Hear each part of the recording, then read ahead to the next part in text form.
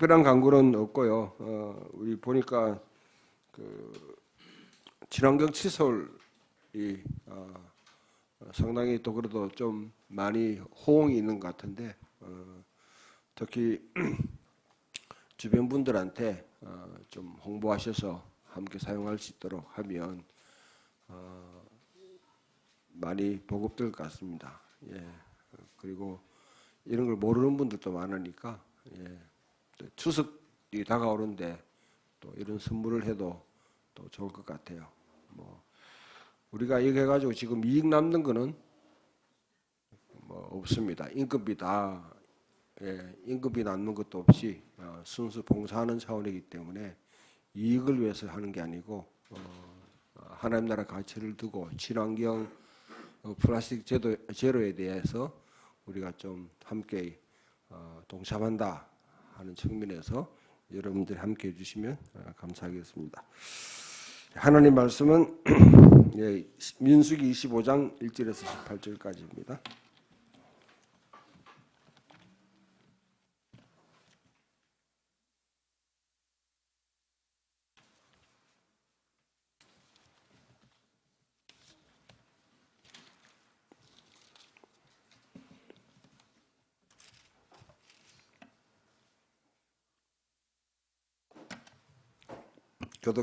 교독하겠습니다. 이스라엘이 시딤에 머물러 있더니 그 백성이 모압 여자들과 음행하기를 시작하니라.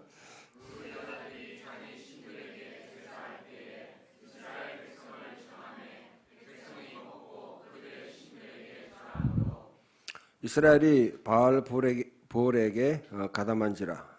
여호와께서 이스라엘에게 진노하시니라.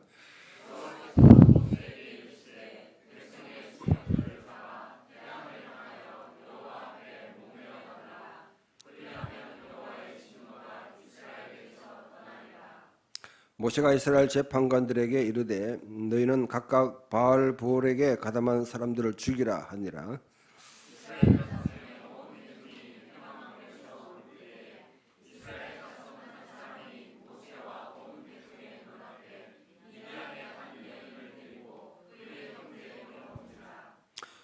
제사장 아론의 손자 엘라살의 아들 비느하스가 보고 회중 가운데서 일어나 손에 창을 들고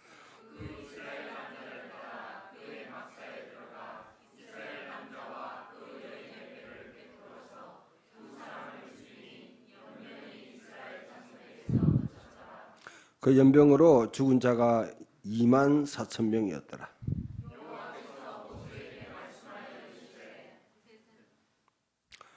제사장 아론의 손자 엘라살의 아들 비느하스가 내 질투하여 이스라엘 자손 중에서 내 노를 돌이켜서 내 질투심으로 그들을 소멸하지 않게 하였도다.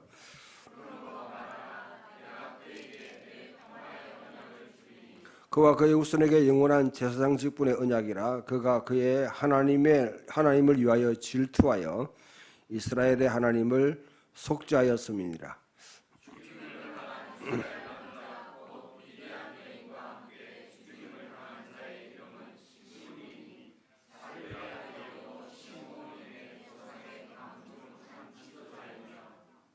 죽임을 당한 미디안 여인의 이름은 고스비니 수르의 딸이라. 수르는 미디안 백성의 한 조상의 가문의 수령이었더라. 미디안인들을 대적하여 그들을 치라.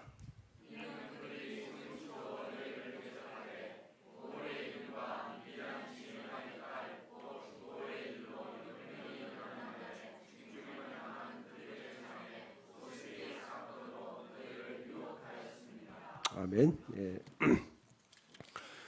하나님 나라의 눈으로 성경을 읽다. 광야에 관한 광야 이스라엘 백성들의 삶에 대해서 5번째 말씀을 나누는데 오늘 이제 마무리하려고 합니다. 마무리하는데 오늘 전체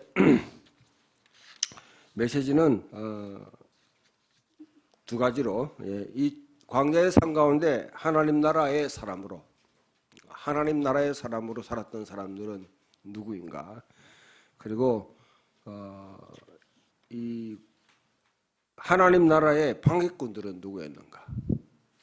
하나님의 통치를 이루가는 그 삶에 광야 전체를 돌아볼 때에 방해를 했던 중요한 걸림돌이 되었던 사람들은 누군가 하는 걸 한번 살펴볼 필요가 있겠습니다.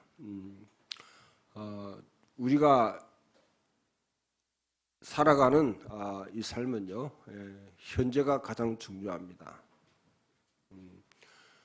과거가 아니고 너무 과거 지향적으로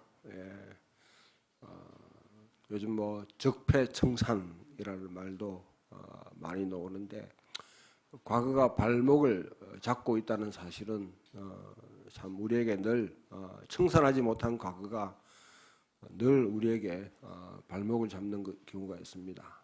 그것을 뛰어넘을 수 있는 방법이 뭔가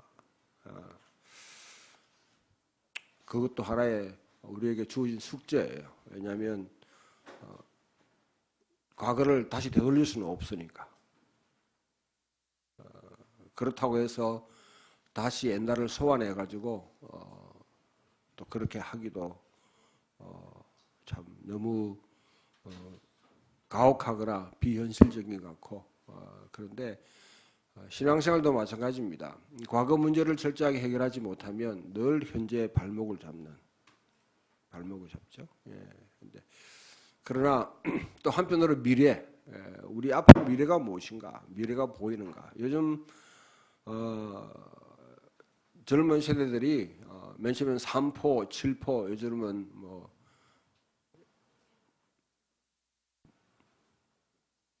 무슨 포? M4, M4 세대로 이렇게 모든 걸 다 포기했다는 거죠. 왜 미래가 안 보이는 거죠, 미래가. 그래서 결혼도 또 뭐 대학교 졸업하고 난 뒤에 직장 취직도 그렇고 취직하기 위해서 또 뭐 공무원 되기 위해서 뭐 2년, 3년, 4년 또 재수를 해야 되고 하고 난 뒤에 또 결혼에 대한 전망도 없고 결혼한들 늘 고생만 할 것 같고 또 결혼도 안 하게 되고 이런 현실들 우리가 직면하고 있는 문제들인데 잘못하면 교회 가면 믿음으로 살면 하나님을 진실하게 믿고 기도하고 또 열심히 봉사하면 하나님이 길을 주신다 해가지고 그와 같이 또 사기칠 수 있어요. 아주 그냥 귀약 없는 그런 걸로 계속할 수 있는데 제가 읽는 성경이 그런 걸 답하는 것은 아닙니다. 소위 말하면 그런 걸 약속하는 메시지들은 다 캘리포니아 복음이라고요. 미국의 번영신학의 아주 그냥 부류들입니다. 그 미래에 대해서 그러면 우리가 죽으면 천국 간다? 교회가 이때까지 수백 년 동안 해왔던 사기입니다. 죽으면 천국 간다. 성경이 분명히 그렇게 말을 하지 않는데도 불구하고 그냥 미래로 다 밀어버린 거죠. 그리고 현실을 계속 도피하게 만들어. 과거와 미래에 집착하는 이 신앙생활을 계속하게 만듭니다. 근데 신앙생활은 현재입니다. 하나님은 현재의 하나님이에요. 하나님은 크로노스라는 것은요. 과거, 현재, 미래로 흘러가는 세상은 그렇죠. 2018년, 2017년, 2019년 이렇게 안 되잖아요. 2019년 다음에 2018년 되나요? 2020년이 오잖아요. 우리가 살아가는 현실은 다 과거, 현재, 미래로 흘러갑니다. 이렇게. 그러나 하나님의 시간은 우리의 시간과 다릅니다. 그 카이로스라는 것은요. 시공간을 들고 하나님이 이 땅에 개입하시는 것이죠. 그러면 여기에 과거와 미래가 같이 들어옵니다.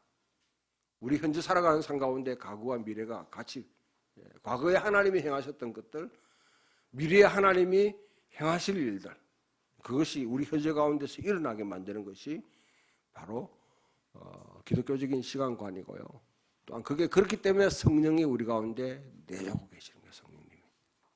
성령님 내주고 계십니다. 신앙생활에 가장 중요한 좌표는 현재입니다. 내가 과거에 어떻게 예수 믿었고 어떻게 봉사했고 어떤 생활했는가 의미가 있어요. 그러나 그것이 내 현재 삶을 보증해 주지는 않습니다. 난 앞으로 어떻게 할 것이고 어떤 꿈을 가지고 있고 어떤 비전을 갖고 있다. 특히 청년들한테 비전에 대해서 굉장히 많이 강조하고 하는데 아무 책임도 지지 않는 그 꿈을 부풀리게 만드는 그런 미래가 아닌 현재 가운데 충실하게 돌파해 나갈 수 있는 또 지혜를 주고 능력을 주고 또 우리가 살아가야 될 삶의 방향을 분명히 설정하는 것이 성경이라고 그렇게 하면 성경은 지금 읽고 있는 하나님 나라 눈으로 볼 때 가장 중요하게 우리가 늘 엄미하고 생각해야 될 것은 광야의 삶입니다. 하나님께서 왜 이스라엘 백성들을 40년 동안 광야에 이리저리 굴리셨는가? 불과 2주 만에 갈 수 있는 땅이에요. 가나안 땅은.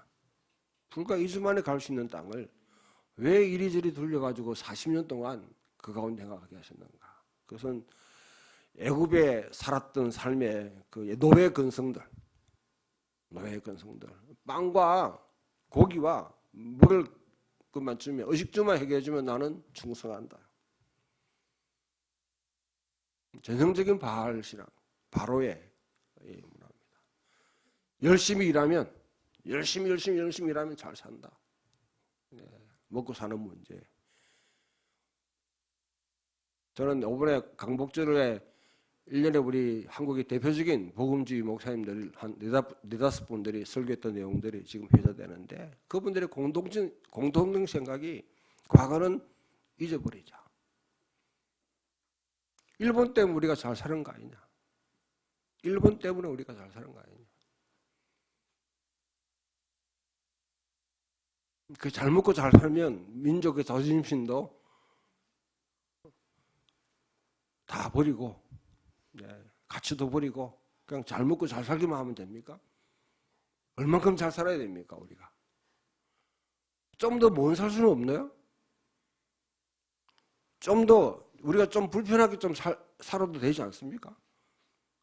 지금 너무 잘 살아가지고 문제가 되잖아요. 그런 생각보다는 계속 성장을 추구하는, 번영을 추구하는 이 문화 이미 그런 목사님들도 길들어져 있는 것이죠. 바알을 섬기는 대표적인 사람들입니다. 제가 그분들한테 댓글로 예수라고 부르고 바알을 섬기는 분들이군요. 바알을 섬기는 분들이군요. 가나안 땅에 들어갈 때 장차 하나님께서 우리에게 가나안 땅을 정복하게 만드실 때 거기는 그냥 무주공산이 아니라 가나안 칠족속이 자리하고 있고 그들은 바알을 섬기고 철기문화를 갖고 있고 위대한 웅장한 성을 갖고 있는 거기 갈 때 어떻게 대처할 것이냐. 거기 가서 흡수되거나 동화되거나 아니면 그 사람들로 변해버리면 애굽에서 나온 것 아무 소용이 없어요. 하나님 백성으로서 존재 가치가 전혀 없습니다. 그 훈련을 애굽의 바로에게 노예 생활하는 그 삶, 그 근성 빼고 가나안 땅에 가서 거기서 바알을 섬기는 그 삶을 살지 않으려고 하면 이 광야 생활이 엄청나게 중요한 것이죠. 이 훈련을 해야 된다는 거죠. 여러분 스스로가 판단할 때 나는 아직도 애굽의 노예적인 그런 삶을 열심히 일해서 끊임없이 일해서 잘 먹고 잘 살면 나는 행복하다고 하는 그 삶에 내가 삶의 가치를 두고 있는지 바로의 통치를 받고 있는지 아니면 하나님 잘 섬기고 잘 빌고 제사하면 하나님 복 주시가지고 다른 민족들보다 다른 사람들보다 다른 가족들보다 더 번성하게 풍부하게 잘 먹고 잘 산다. 그 바알 신학에 내가 그것을 지향하고 있는 거기에 젖어 있는지 이 두 가지를 점검해 봐야 됩니다. 만약에 그렇게 한다면 다시 광야로 가서 광장에서 받았던 훈련들, 그것을 우리 스스로가 한번 그 가장 중요한 건 일용할 양식에 대한 훈련입니다. 일용할 양식은 안식과 관계되어 있습니다. 안식과 관계되어 있습니다. 하나님이 그 백성에게 공급하신다는 거죠. 안식일은 주일, 안식년, 희년과 연결된다고 그러면 그 훈련을 해야 되는 거죠. 그거는 어쩌면 여러분 목숨을 걸고 내 신앙생활을 완전히 여러분 칼날 위에 세워놓고 그거는 시험해야 됩니다. 그 경험이 없으면, 거기에 대한 확신이 없으면 우리 하나님을 신뢰할 수 없습니다. 두 번째 십계명. 십계명도 결국은 안식일을 거룩히 지키라는 것이죠. 십계명을 지킨다는 것은 나는 바로의 앞에 살아갔던, 바로의 통치 속에 살아갔던 삶과 저 가나안 땅에 살아가는 삶과는 다른 삶을 살겠다는 삶의 가치를 드러내는 거예요. 삶의 가치.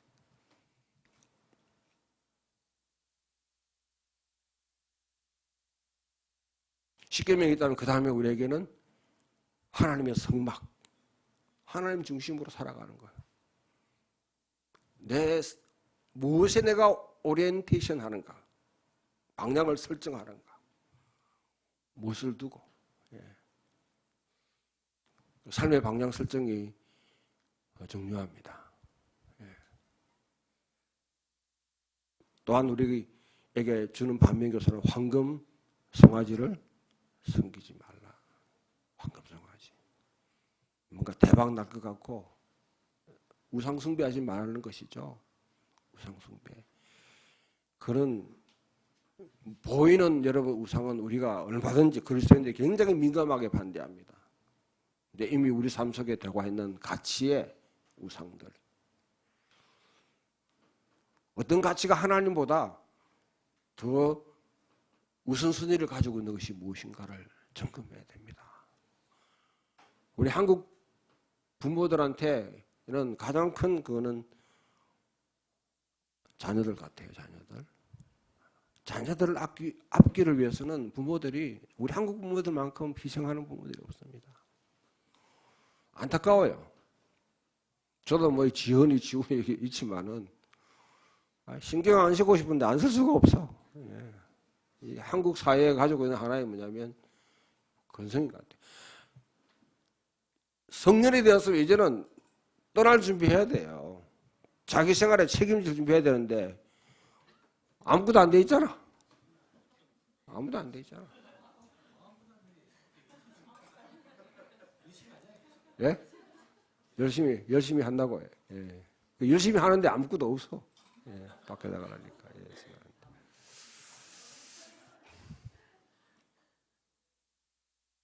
그래, 이게 뭐 열심히 하는데요. 잘 하고 있고 또 뭐 하는데 그냥 비난하는 게 아니고 현실이 그래. 현실이 그래. 혹시 또 아드님 따님 또 상처받지 말고. 왜냐면 설교 시간에 말 잘못해가 말을 갖다 하기가 겁이 나가지고 내가. 이게 우리 전체적인 한국 사회의 문화 얘기 자체가 그렇게 형성이 안 되는 거죠.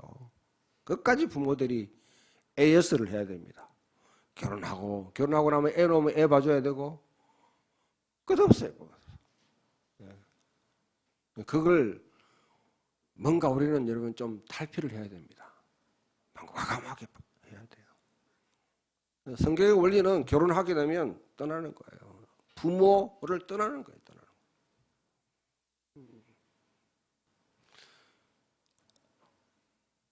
그것도 안식에 대한 우리 황금 송아지를 갖다가 숭배하는 이 본성이요. 계속 잘 먹고 잘 살고 하면서 자녀들 하고 그 다음에 여러분 뭐 권세를 가지고 뭐 하여튼 요즘은 또 웰빙이라 해가지고 내 노후 생활에 대한 이게 또 하나의 우선순위가 될 수 있고 여러 가지. 제가 단연하게 딱 말씀드리면요, 여러분 주일날 이 자리에 오는데, 여러분 스스로가 주일날 이 자리에 오는데 이 자리에 오지 못하게 만드는, 아니 늦게 오게 만드는 원인이 뭔지를 스스로가 점검해봐요. 그게 여러분이 섬기고 있는 우상입니다. 우상. 돈을 섬기든지 자녀를 섬기든지 웰빙을 섬기든지 건강을 섬기든지, 이게 하나님보다 우선순위가 되어버리는 거죠.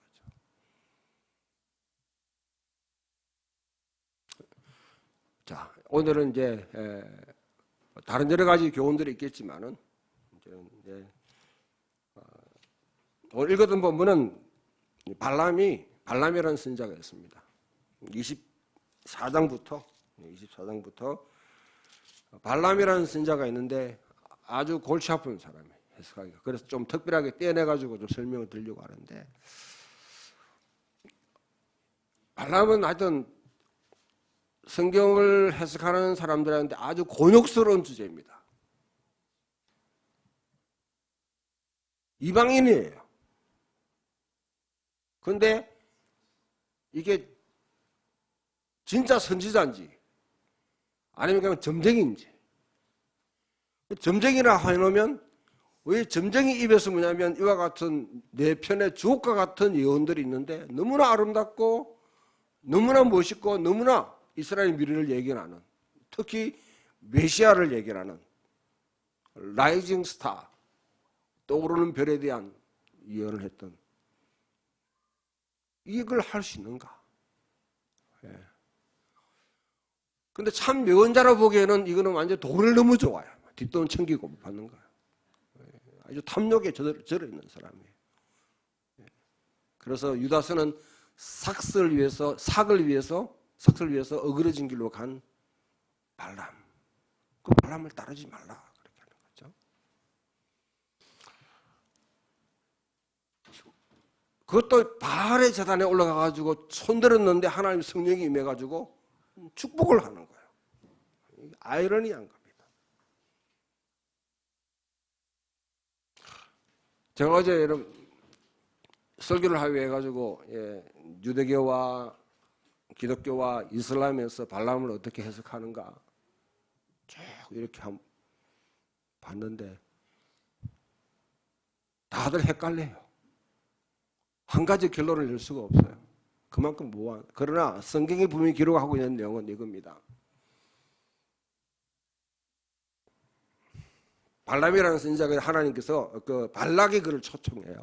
그런데 하나님의 가지마라 하는 데까지 가요. 그 내부를 옮겨 다니면서 이스라엘 축복하고 내려오니까 발락이 저주하라고, 이스라엘 백성을 저주하라고 이렇게 초청했는데 축복만 하고 있는 거죠. 광야의 모압의 땅에 지금 이스라엘 쭉 진군하고 오니까 발락 왕이 이스라엘 저주하도록 초청했는데 축복만 하고 있으니까 너무 신이 나가지고 계약금 계약을 이행하지 않았으니까 못 준다 이래 됐어요. 근데 이게 성경에 기록되지 않는 게 뭐냐? 그러면 이스라엘을 타락하게 하는 방법을, 내가 손드니까 성령이 나한테 말하는데 내가 어떻게 내가 방법이 없다. 그런데 내가 현재 알고 있기로는 이스라엘을 급속하게 타락하는 방법이 있는데 미스 미디안들을 뽑아라. 미스 모압을 뽑아라. 그래 탁 뽑아가지고 뭐냐면 이스라엘 백성들을 초청해요. 거기서 잔치를 벌이는 거예요.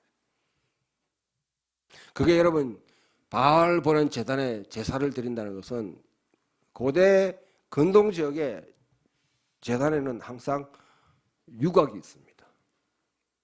쉽게 말하면 여러분 이 성매매죠. 남창과 여창이 있습니다. 거기서 뭐냐면 그냥 제사를 드리는 것 이걸로 끝나지 않고 거기서 함께 음식을 먹고, 음식을 먹으면 술 들어갈 거 아니에요. 잔치하고 막 축제하고 난 뒤에는 그 다음에 그와 같이 남창 여창과 함께 몸을 섞는, 거기에 이스라엘 지도자들을 초청하니까 헐레벌떡 가가지고 막 거기서 싹 빨리 들어가는 거죠. 하나님께서 이스라엘 백성들을 진노합니다. 여기 두령들을 전부 다 달라고, 나무에 달라고 그렇게 할 정도로. 근데 연병이 돌아요. 우리 패스트 병이겠죠. 24,000명이 죽습니다. 24,000명이 죽는 가운데 그것을 그치게 한 사람이 누구냐면 바로 아론의 자손 가운데 비느하스라는 제사장이 있었습니다. 비느하스라는 시므이라는 시므온 이 족장과 그 다음에 고스비라는 아름다운 여인이 그 장막에 들어가가지고 거기서 뭐냐면 이제 그런 일을 하고 있는 거죠. 비느하스 가가지고 거기다가 창을 가지고 바로 꼽아버립니다. 바로 그게 여러분 꽃이 그 오뎅의 원조입니다. 바로 꼽아버렸어요.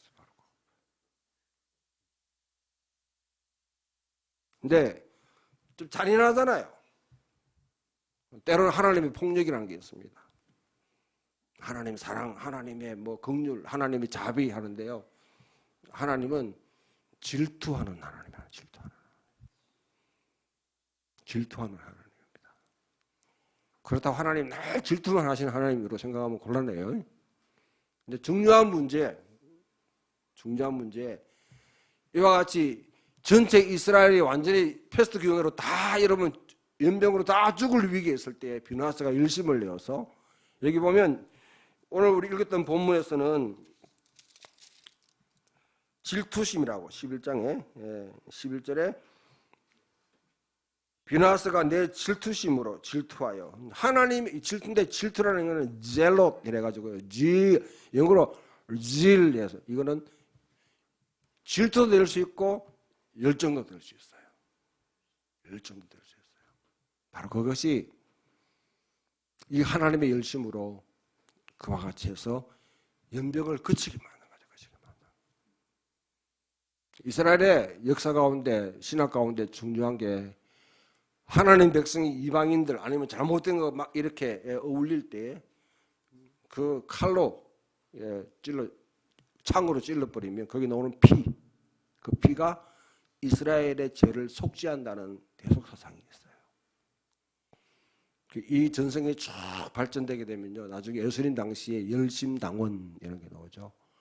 열심당원들은 이 비느하스의 열심을 이어받은 사람들입니다. 그 앞에 있었던 마카비라든지 이스라엘 역사의 중요한 고비 때마다 이 비느하스와 같은 인물이 나서 이스라엘 백성들이 하나님의 진노 가운데 멸망당할 것을 건져내고 그와 같이 하나님의 열정으로 하나님의 열심으로 그 백성을 구원했던 이 사상이 이스라엘 역사 가운데는 쭉 흘러내립니다. 하나님께서는 이와 같이 하나님의 열심을 가진 사람들. 근데 이 열심이 잘못 사용되면 곤란해요. 사도 바울은 본래 이 열심당원에 속해 있던 사람입니다. 바리새파 중에서도요, 열심당원에. 사도 바울은 열심 빼버리면 시체예요. 공부도 열심히 하고 율법도 열심히 하고 하여튼 막 그리스도의 핍박하고 교회를 핍박하는 데도 열심이고 하나님 생각도 열심이고 다 열심이었어요. 근데 나중에 바울이 고백하기를 내가 그 하나님의 열심으로 한다고 생각했는데 그 열심이 하나님을 섬기는 것이 아니라 오히려 하나님을 대적하는 것이 돼요. 이 열심을 여러분 잘못 사용하게 되면 하나님을 공동체를 하나님 나라를 섬기는 것이 아니라 오히려 하나님을 대적하고 거스르는 행동을 할 수 있는 아주 위험한 거예요. 칼이라는 게 음식을 하기 위해서 사용될 수도 있지만은 잘못하면 남을 해칠 수 있는 양면이 있지 않습니까? 열정은 바로 그와 같은 게 있습니다. 제가 신앙생활 목회하면서요, 가장 곤욕스러운 것은 뭐냐면 목사님 내가 교회를 위해서 내가 이때까지 목사님을 위해서 이만큼 내가 열심을 내었습니다.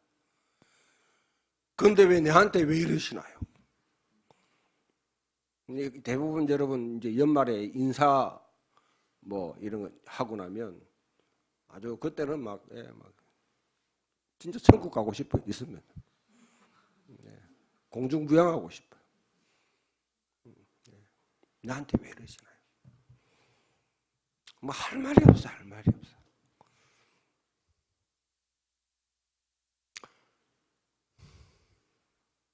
하여튼 이거는 또 뭐 언급하려면 길고요. 그러나 여러분들 하나님 나라에 정말 필요한 사람들은 이 비느하스 같은 사람입니다.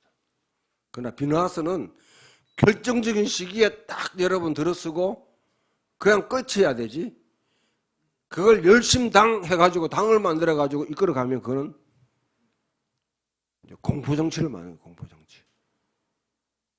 그러니까 아주 선지자도 사실은 여러분 사역하다가 사역 끝나면 그냥 자기대로 돌아가야 돼요. 왕과 제사장 같이 쭉 이어가는 이 사역을 하는 사람도 있는 반면에 어떤 데는 불쑥불쑥 등장하면서 하나님 나라를 섬기고 그 다음에 역사의 무대에 퇴장하는 사람들. 사사 같은 경우가 그런 경우죠. 사사 같은 경우가 하나님이 세워서 그 단대만 자기가 섬기게 만들고 그 다음대로 이어가지 세습을 하지 못하도록 하는 거예요. 세습하지 못하는. 자, 이제 하나님 출애굽 여정에 나서 하나님의 사람들 가운데 우리가 모세와 아론을 한번 봅시다. 모세와 아론 하나님께 쓰임받은 사람이에요. 하나님이 세웠던 사람이고 하나님이 시킨 사람들입니다. 근데 모세와 아론은 왜 가나안 땅에 들어가지 못했나요? 약속을 하고 약속을 이행하도록 다 만들어줬는데 왜 모세와 아론은 가나안 땅에 들어가지 못했습니까? 모세는 위대한 인물입니다. 아마 여러분 역사상 그와 같은 인물은 등장하기 힘듭니다. 예수님이 아마 이스라엘 역사상 가장 중요한 인물들이 아브라함, 모세, 다윗, 예수 이 정도 4명 정도를 꼽을 수 있는데요. 4분 정도를. 모세는 위대한 지도자였어요. 자기 삶을 헌신했지 않습니까? 애굽의 왕위를 내어버리고 왕족된 것을 버리고 그 화로운 삶을 버리고 하나님 백성과 고난받기를 즐거워했다. 히브리서 11장에 보면 하나님 백성과 고난받기를 즐거워했다. 요즘 고난받으라 하면 내가 왜 받니? 이래고 다 도망가 버린 세상이다. 근데 모세는 결정적인 실수를 합니다. 반석에서 탁 치면 거기서 물이 나오는데 화가 나가지고 반석을 2번 쳤다는 거죠. 야, 저는 그것 때문에 못되게 만나라. 그것 때문에 못되게 만나라. 근데 중요한 상징성이 있어요. 반석은 사실 그리스도입니다. 생수가 나오는 거죠. 그걸 2번 친다는 것은 예수를 십자가에 2번 못 박게 만든다고 해석할 수 있어요. 우리가 이와 같이 가동한 행동들, 특히 분노 때문에 일어나고 있는. 모세가 화가 확 나가지고 그 분노로 인해 가지고 2번 칵 쳐버렸는데,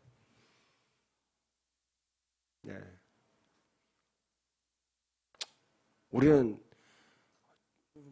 항상 이 분노 때문에 여러 가지 실수를 저지를 수 있는 연약한. 그걸 잘 다스리는 게 중요합니다. 가인이 사실 이 분노를 참지 못해가지고 결국 아벨을 죽여버리죠.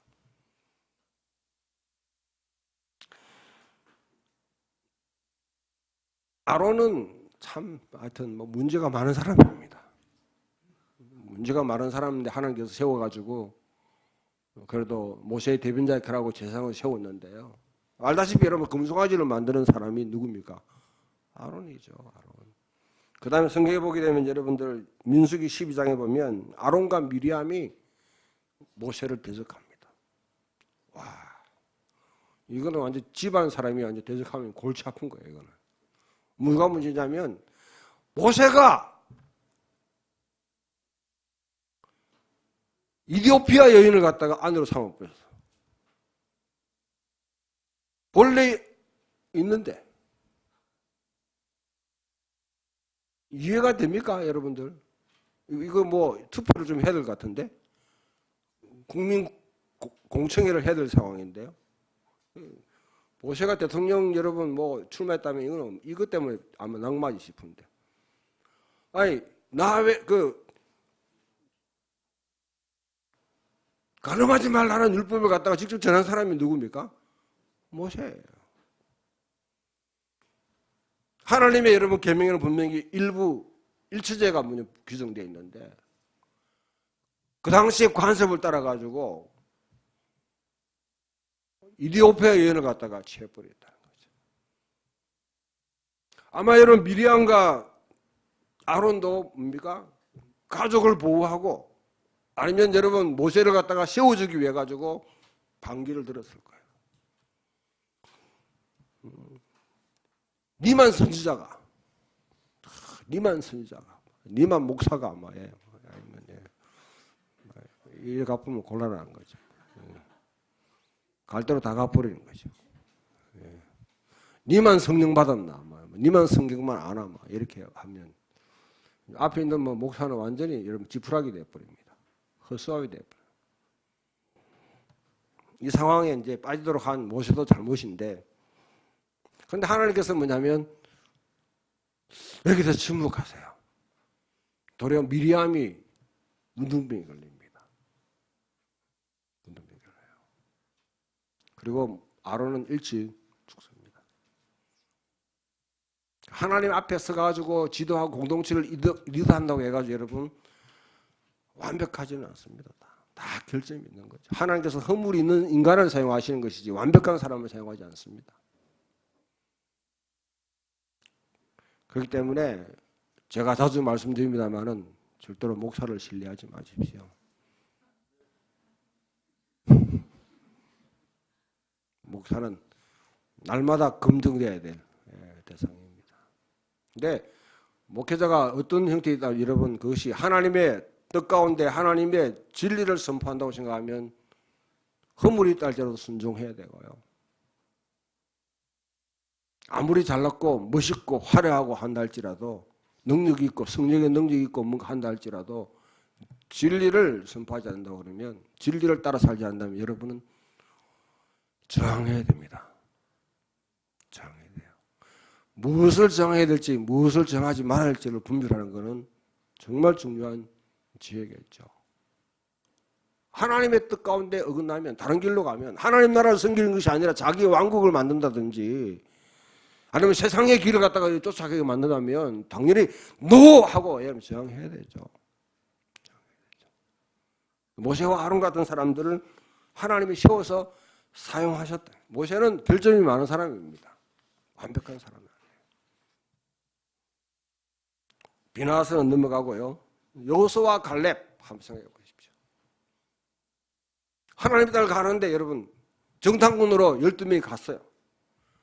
가나안 땅을 다 정탐합니다. 이리저리 다 정탐을 하고 정탐 보고서를 갖다 올리는데 그 가운데 10명은 절대로 안 된다고 부정적인 여러분 의견을 냅니다.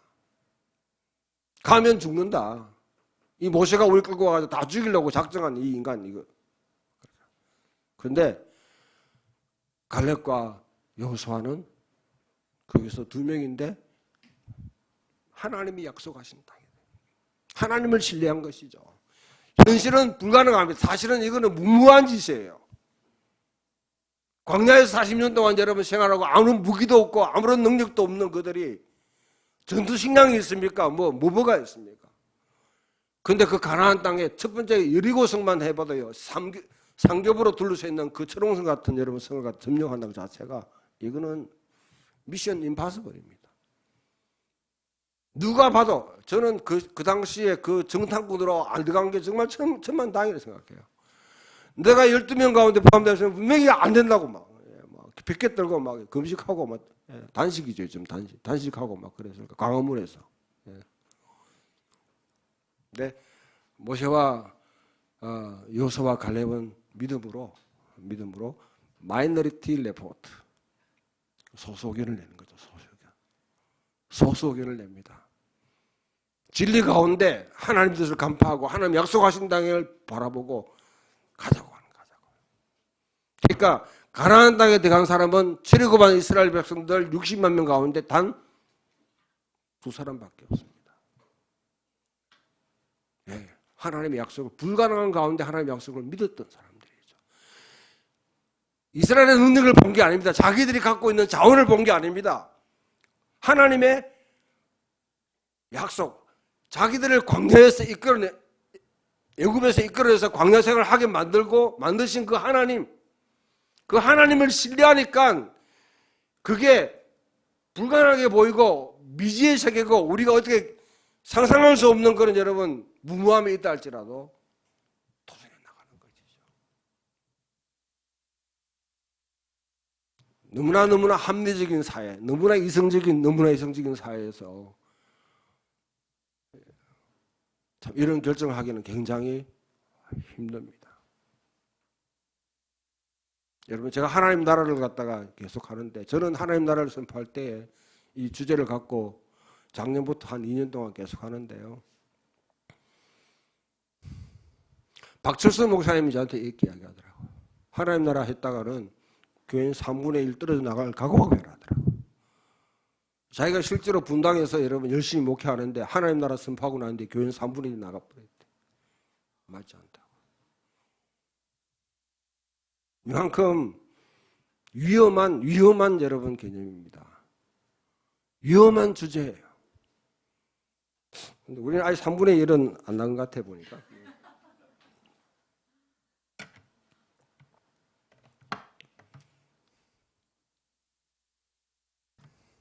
제 설교가 어려울 수 있습니다. 어려운 이유는요. 여러분들 이런 설교에 이런 내용에 익숙하지 않기 때문에. 어쩌면 여러분 기존 개념, 기존으로 계속 주입받는 것을 갖다가 깨부수기 때문에 고통스러울 수도 있고 당황할 수도 있고 허무할 수도 있습니다.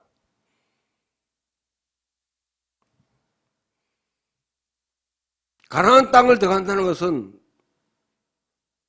이 세상 속에 내가 하나님 나라를 갖다 세워가겠다는 것이죠.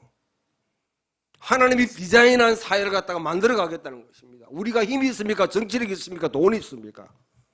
그렇다고 여러분 성령의 능력이 있어가지고 병자가 막 나오면 있고 귀신 쫓아나고 막 죽은 자가 일어나는 그런 능력도 없는데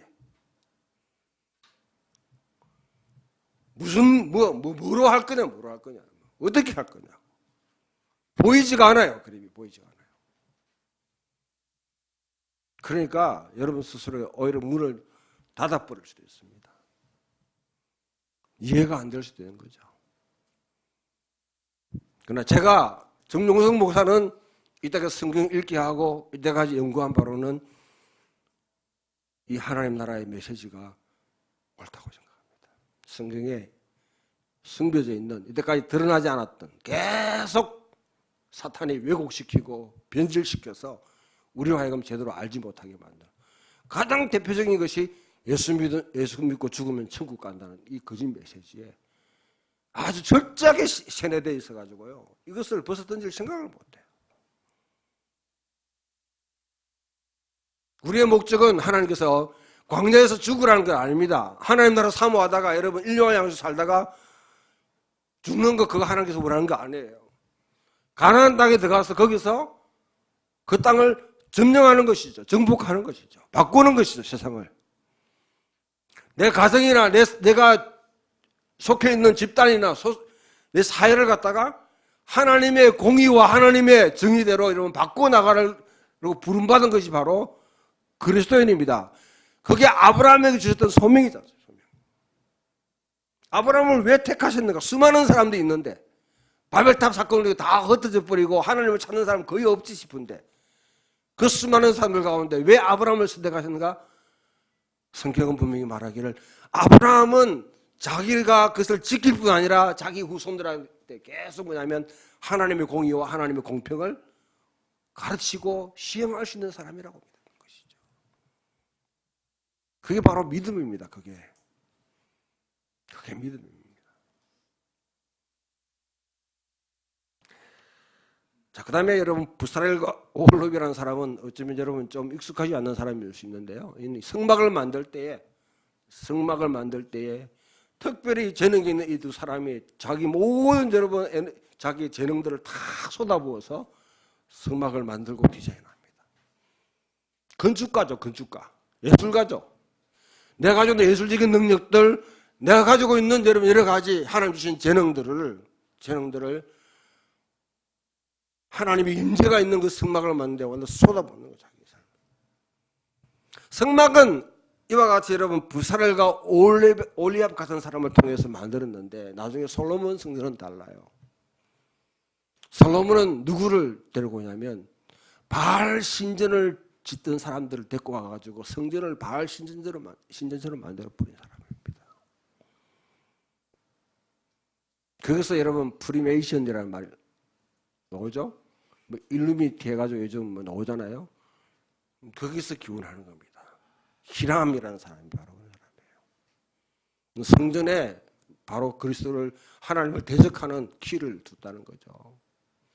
그것을 전수하는 것이 바로 그 프리메이션이라는 겁니다. 일로 제가 보면 너무 뭐 미국으로 빠지는 거고요. 이거는 철저한 음모론입니다. 음모론에 빠지는 거고요. 아무튼 그러나 이 부사렐과 올리압은 전적으로 자기 재능을 하나님 앞에 쏟아부었던 사람. 여러분 가운데 하나님께 주신 재능과 하나님이 주신 능력들 또 은사들이 있으면 교회를 위해서 사용하면 안 됩니다. 교회가 비등비등 살찌고 해가지고 나중에 이게 특권 집단이 되거나 돼요. 하나님 나라를 위해서 사용하십시오.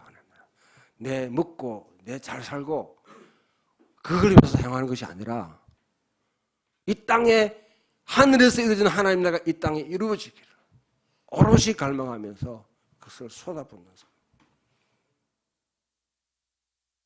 이걸 이야기하려면 뭐 여러분 꼭 예수 이름 들어가고 하나님 이름 들어가야지 여러분 예술적인 노래하고 문학하는 거 아닙니다. 여러분 왕의 그 반지의 제왕 보셨죠? 책은 안 읽어도 보셨죠? 그 다음에 나니아 연대기 둘 다 기독교 옥스퍼드에 있는 기독교 철학가들이 썼던 작품들이에요. 그 내용들은 여러분 하나님 예수 이런 말 성경의 내용 한마디도 안 들어가는데 다 기독교 세계관을 이야기하는 것이거든요. 꼭 여러분 그와 같이 내용에 뭐 예수 뭐 넣어가지고 넣어야지 하나님을 갖다 찬양하고 뭔가 여러분 예수 믿는 사람답다고 오히려 요즘은 그게 좀 필요가 없을지 몰라요. 이번에 여러분 박보영 씨 와가지고 하는데 박보영 씨의 그 시 찬양 가운데서도 보면 별로 신앙적인 내용이 없는데 보면 사실은 하나님이 주신 세상을 통해서 자연의 계시, 일반 계시의 원리에 의해서 하나님을 드러내고 하나님을 찬양하는 것을 우리에게 보여주었습니다. 그게 정치를 하든지 교육을 하든지 사업을 하든지 사업할 때 좀 내가 예수 믿는 사람이라고 좀 안 하고 했으면 좋겠어. 그것 때문에 상처받는 사람이 저는 주변에 너무 많이 봤어요. 네. 제가 제 후배들이나 누구한테 누가 거래할 때 장로라고 안수사람 오면 절대로 하지 마라. 내가 하지 마라. 저는 사기꾼이 대부분이다. 대부분. 오히려 자기 자신의 정체성을 밝히지 않고 이것만 하고 다음에 거는 다음에 한번 더 해야 되겠네요. 마무리합시다. 진도가 잘 안 나가네요. 네. 우리 교회에 오셨던 한 분 목사님이 있습니다. 우리 예배에 참여했던 목사님이었는데 이분이 목공을 갖다가 배우기 시작했어요. 목공. 한 8주간 되는 훈련을 하는데 목공을 열심히 배웠어요. 그러고 이제 끝날 때쯤 되니까 목공했던 사람들이 전부 다 장소가 필요할 거 아닙니까? 뭐 만드는데. 자기가 교회 하려고 이제 그 교회 공간을 함께 빌렸어요. 그 사람들한테 혹시 뭐 작업장 없는 사람들 손들 누구냐 이렇게 몇 명이 있는데 같이 하자. 작업장 없는데 집에서 만들 거냐고. 좋다. 그런데 단 일요일만은 이거는 안 된다. 내가 사용해야 된다. 당신 누군데? 나 목사다. 목사라 가지고 일요일은 예배 드려야 되니까 일렬은 비워주고 나머지 날은 우리가 작업장 하자 하니까 목사인 줄 몰랐어요. 그러니까 여러분 그 있는 사람들이 나 옛날에 예수 믿었는데 지금 교회 안 나가는데 당신 교회 나가겠어. 이런 사람들이 해가지고 4명이 그 작업장에 훈련받는 사람 4명이 같이 개척교회 멤버가 돼가지고 개척해서 예배를 하게 되었어요. 맨 처음부터 나 목사다 했으면 아마 안 되실 거예요. 근데 그분 또 하나님께 축복하셔가지고요. 개척한 지 2달 됐는데 다른 게 청빙을 갔다가 버렸어요. 근데 개척했는데 안 간다니까 또 왔어. 두 번째는 뭐 한번 보자 이래가지고 봤는데 갈 때 그냥 여러분 1억 선 해가지고 선보는 설교 이렇게 막 하러 간다고 그렇게 비굴하게 하지 않고요. 당신들 나라 선보는 모양인데 나도 당신들 선보겠다. 내가 메시지를 전하는데 나는 한데 이 메시지에 대해서는 다 전했으면 좋겠다. 특히나 정강훈 같은 사람, 이중훈 같은 싫으니까 그런 거 비판해도 거기에 대해서 반발 안 하면 내가 가겠다. 그 다음에 성경적인 원리 몇 개 이야기하면서 당신들도 나를 선보지만 나도 우리 개척했던 멤버들이 선보러 간다. 이래가 둘이가 두 교회가 만나가 잘 돼가지고 오늘부터가 부임 설교 해가지고 부임하게 됐어요. 멋있는 사람이에요. 멋있는 사람이에요. 좀 예수 믿는 사람들이 좀 이렇게 했으면 좋겠어요. 굳이 밖에 나가서 내가 그리스도인이다, 목사다.